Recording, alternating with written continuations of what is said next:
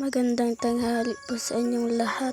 Ito po yung mga tanim namin, mga ka-vlog, mga alugbati.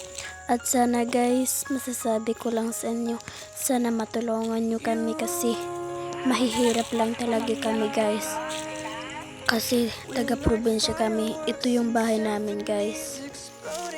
At si mama naman guys ay nanghihilamon.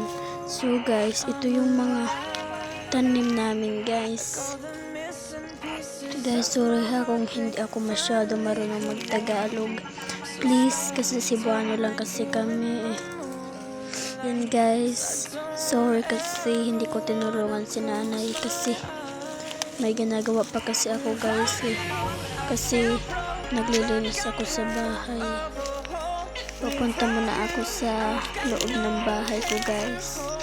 Grabe talaga guys, sobrang mahirap lang kami. Kayo ba guys, hindi ba kayo nakakaranas na ng hirap ng ganito?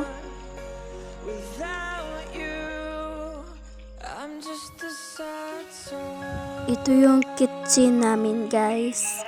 Walang laman ang kaldero. Iyan.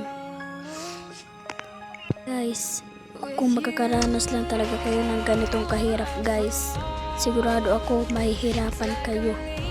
Apat kaming magkakapatid guys. Ito sa loob guys ang kalat. Bye-bye mga ka-vlog. Sana suportahan nyo kami. Like, comment, and subscribe or anything. Bye-bye. Love you all.